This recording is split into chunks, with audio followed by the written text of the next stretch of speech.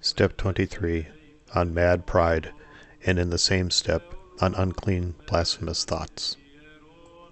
Pride is the denial of God, an invention of the devil, the despising of men, the mother of condemnation, the offspring of praise, a sign of sterility, flight from divine assistance, the precursor of madness, the cause of falls, a foothold of satanic possession, a source of anger, a door of hypocrisy, the support of demons, the guardian of sins, the patron of pitilessness, the rejection of compassion, a bitter inquisitor, an inhuman judge, an opponent of God, a root of blasphemy.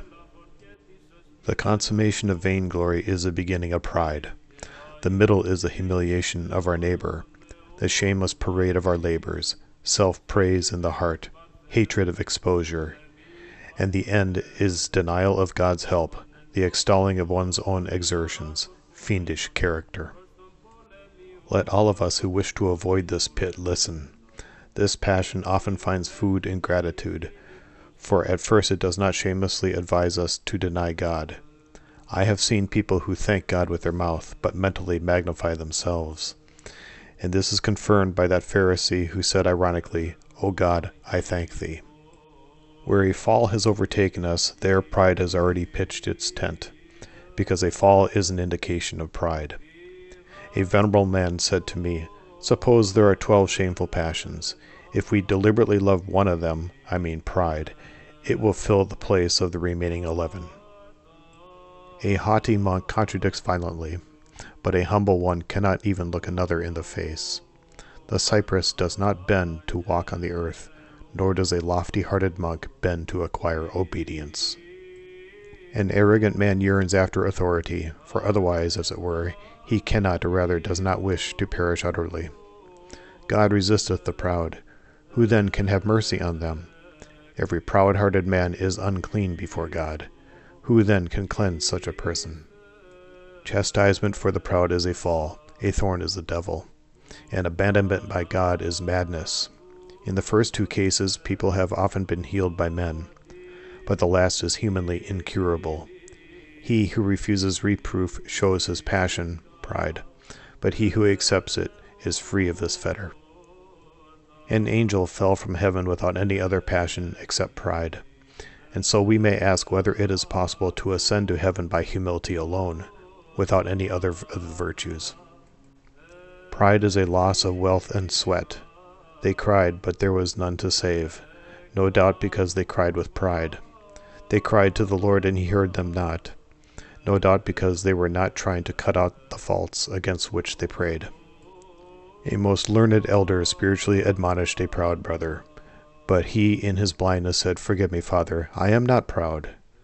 The wise elder said to him, "What clearer proof of this passion could you have given to us, son, than to say, 'I am not proud'?" Such people can be helped by submission, a more rigorous and humiliating life, and the reading of the supernatural feats of the Fathers. Perhaps, even then, there will be little hope of salvation for those suffering from this malady. It is shameful to be proud of the adornments that are not your own, but utter madness to fancy one deserves God's gifts. Be exalted only by such achievements as you have had before your birth. But what you received after your birth, and also birth itself, God gave you. Only those virtues which you have obtained without the cooperation of the mind belong to you, because your mind was given to you by God. Only such victories as you have won without the cooperation of the body have been accomplished by your efforts, because the body is not yours, but a work of God.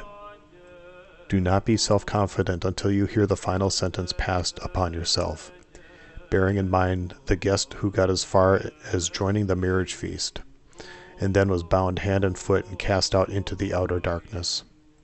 Do not lift up your neck, creature of earth, for many, though holy and spiritual, were cast from heaven. When the demon of pride gets a foothold in his servants, he appears to them either in sleep or in a waking vision, as though in the form of a holy angel or some martyr, and gives them a revelation of mysteries, or a free bestowal of spiritual gifts, so that these unfortunates may be deceived and completely lose their wits. Even if we endure 10,000 deaths for Christ, even so we shall not repay all that is due. For the blood of God and the blood of his servants are quite different. And here I mean the dignity and not the actual physical substance. We should constantly be examining and comparing ourselves with the Holy Fathers and the lights of those who lived before us. And we should then find that we have not yet entered upon the path of the ascetic life, and we have not kept our vow in holy fashion, and in disposition we are still living in the world. A monk, properly speaking, is he whose soul's eye does not look haughtily, and whose bodily feeling is unmoved. A monk is he who calls his enemies to combat like wild beasts, and provokes them as they flee from him. A monk experiences unceasing rapture of mind and sorrow of life. A monk is one who is conditioned by virtues, as others are by pleasures. A monk possesses unfailing light in the eye of his heart. A monk has an abyss of humility into which he has plunged and suffocated every evil spirit. Forgetfulness of our falls is the result of conceit, for the remembrance of them leads to humility. Pride is utter penury of soul, under the illusion of wealth, imagining light in its darkness. The foul passion not only blocks our advance, but even hurls us down from the heights. The proud man is a pomegranate, rotten inside, while outwardly radiant with beauty. A proud monk has no need of a devil. He has become a devil and enemy to himself. Darkness is foreign to light, and a proud person is foreign to every virtue. In the hearts of the proud, blasphemous words will find birth, but in the souls of the humble, heavenly visions.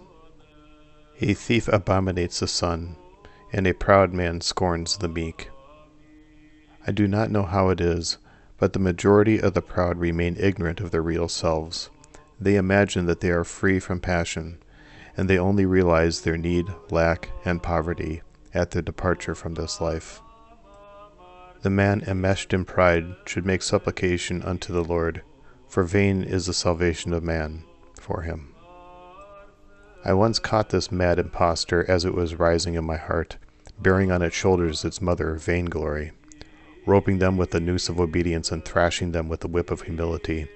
I demanded how they got access to me. At last, when flogged, they said, "We have neither beginning nor birth, for we are progenitors and parents of all the passions. Contrition of heart that is born of obedience is our real enemy. We cannot bear to be subject to anyone. That is why we fell from heaven, though we had authority there." In brief, we are the parents of all that opposes humility, for everything which furthers humility opposes us. We hold sway everywhere, save in heaven, so where will you run from our presence? We often accompany dishonors and obedience, and freedom from anger and lack of resentment and service. Our offspring are the falls of spiritual men: anger, calumny, spite, irritability, shouting, blasphemy, hypocrisy, hatred, envy, disputation, self-will, and disobedience. There is only one thing in which we have no power to meddle, and we shall tell you this, for we cannot bear your blows. If you keep up sincere condemnation of yourself before the Lord, you can count us as weak as a cobweb. For pride's saddle horse, as you see, is vainglory, on which I am mounted. But holy humility and self-accusation laugh at both the horse and its rider, happily singing the song of victory. Let us sing to the Lord, for gloriously he is glorified. The horse and rider hath he hurled into the sea and into the abyss of humility. This is the 23rd step. He who mounts it, if any can mount it, will be strong. Concerning unmentionable blasphemous thoughts. We have heard from a troublesome root and mother comes the most troublesome offspring. That is to say, unspeakable blasphemy is born from foul pride. So it is necessary to bring it into the open, for it is no ordinary creature, but the most cruel of all our foes and enemies. And what is still worse, it is difficult to put into words, to confess, or to expose these thoughts to a spiritual physician. And so, this unholy disease has produced frustration and despair in many, destroying all their hope like a worm in a tree. During divine services, and at the very moment when the mysteries are being accomplished, this vile enemy often blasphemes the Lord, and the holy sacrifice that is being consecrated. Wherefore, we clearly learn that it is not our soul that pronounces these unspeakable, godless, and unthinkable words within us, but the God-hating fiend who fled from heaven uttering blasphemies against the Lord thereto, as it would seem. For if these shameless and disgraceful words are my own, how could I worship and receive the gift? How could I praise and revile at one and the same time? The deceiver and corrupter of souls has often driven many out of their mind. No other thought is so difficult to tell in confession as this. That is why it often remains with many to the very end of their lives. For nothing gives the demons and bad thoughts such power over us as nourishing and hiding them in our heart unconfessed. No one in the face of blasphemous thoughts need think that the guilt lies within him, for the Lord is the knower of hearts, and he is aware that such words and thoughts do not come from us but from our foes. Drunkenness is a cause of stumbling, and pride is the cause of unseemly thoughts. As far as his stumbling is concerned, the drunkard is not to blame, but he will certainly be punished for his drunkenness. When we stand in prayer, those unclean and unspeakable thoughts assail us, but if we continue praying to the end, they retire at once, for they do not fight those who stand up against them. The godless foe not only blasphemes God and everything divine, but utters the most shameful and indecent words within our minds to make us either give up praying or else despair of ourselves. He has prevented many from praying and separated many from the holy mysteries. This evil and inhuman tyrant has wearied the bodies of some with grief, and has exhausted others with fasting, and has given them no rest. He does this with those living the monastic life, as well as with people living in the world, suggesting to them that there is no hope whatsoever of salvation for them, and assuring them that they are to be more pitied and more wretched than all the unbelievers and heathen. He who is troubled by the spirit of blasphemy and wants to be delivered from it should know for certain that it is not his soul that is the cause of such thoughts, but the impure demon who once said to the Lord, "All these things will I give thee if thou wilt fall down and worship me." And so let us also humiliate him, and without paying the least regard to his suggestions, say to him, "Get thee behind me, Satan. I shall worship the Lord my God, and him only will I serve. Thy toil and thy word shall return upon thine own head, and thy blasphemy will come down upon thine own pate in the present and in the age to come. Amen." He who wants to grapple with the demon of blasphemy in any other way is like a man trying to hold lightning in his hands. For how will you catch or contend and grapple with one who bursts into the heart suddenly like the wind, utters words quicker than a flash, and immediately vanishes? All other enemies stop, wrestle, linger, and give time to those who wish to struggle with them. But not this one. He has scarcely appeared and he is gone. He has hardly said a word, and he is away.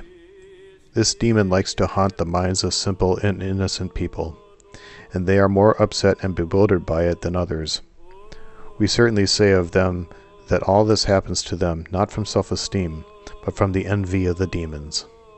We ought to stop judging and condemning our neighbor, and then we shall not fear blasphemous thoughts, for the former is the occasion and root of the latter. As one who is shut up in his house hears the words of passerbys without joining their conversation, so the soul keeping to itself and overhearing the diabolical blasphemies is troubled by what is said by the demon passing by. He who despises him is delivered from this affliction, but he who contrives some other way to wage war with it will end by submitting to it. He who wishes to conquer with the spirits with words is like one trying to lock up the winds. One zealous monk who was troubled by this demon wore out his flesh for 20 years by fasting and vigils. But as he felt no benefit, he wrote his temptation on a tablet and went to a certain holy man and gave him the tablet, and bowed his face to the earth, not daring to look up. As soon as the elder had read it, he smiled, and raising the brother, he said to him, "Lay your hand on my neck, son." And when the brother had done that, the great man said, "On my neck, brother, be this sin. For as many years as it has acted, or shall act on you, only after this, ignore it." And this monk assured me that even before he had left the elder's cell, his infirmity had gone. The man who had been tempted in this way told me that himself. offering thanksgiving to God. He who has won the victory over this infirmity has banished pride.